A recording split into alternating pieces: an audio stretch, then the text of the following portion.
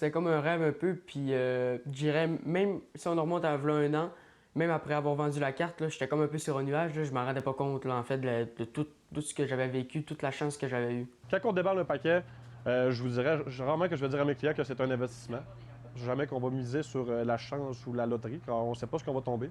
Mais par contre, une carte comme M. Hamilton 1 d'un, avec les années, on va le voir, va tomber comme un gros investissement pour les acheteurs potentiels, là. J'essaie de le plus possible diversifier un peu ma collection. L'histoire de Jean-Nicolas Gagnon a fait le tour du monde. Il y a même une émission sur Netflix où on voit le jeune adolescent vendre sa carte unique. Alors, on s'est demandé d'où vient cet engouement pour les cartes de collection. Pour monsieur, madame, tout le monde, ça peut paraître anodin. Ça peut être une carte comme un autre. En fait, une carte 1 d'un va faire en sorte que la demande va être beaucoup plus forte que l'offre. Il va pouvoir être plusieurs pour enchérir, pour se battre pour la même carte.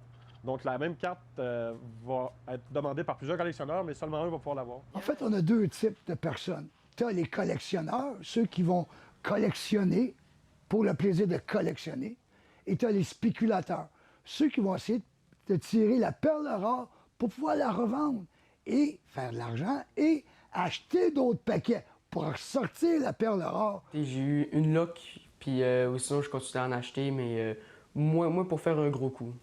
C'est une loterie, mais c'est aussi un amusement, je vous dirais. Oui, il y a une question d'argent, mais une vraie loterie, c'est que pour faire de l'argent, on s'entend. Fait que c'est un mélange de collection et de hasard, je dirais plus. Ouais. Les cartes de collection sont tellement rendues populaires que même la Ligue nord-américaine de hockey a ses propres cartes de collection, dont les Marquis de Jonquière. On s'entend que dans la pandémie, c'était l'année Alexis Lafrenière. Tout le monde voulait avoir la carte d'Alexis Lafrenière. C'est un peu ça. Ensuite est venue l'année, bon, ben là, on se met à chercher les cartes, là, les Nick Suzuki, les Cole Caulfield, et ainsi de suite, au niveau cartes de professionnels. Puis là, j'ai dit, OK, la Ligue nord-américaine mérite cette petite chose-là. Chaque joueur a reçu une copie de sa carte. Et je suis, tu sais, eux-mêmes, ils me disent, ah, Kevin, j'aime ça, tu sais, je vais pouvoir donner à mon gars ma carte de hockey que j'ai à moi. Tu as vu les étoiles dans leurs yeux, là. Ouvrir un paquet, là, c'est comme une machine à poker. Quand tu connais ça, puis tu vois la carte, puis tu viens de faire « Ah, Seigneur, je l'ai! » Tu as des frissons. Ton cerveau veut reproduire ça.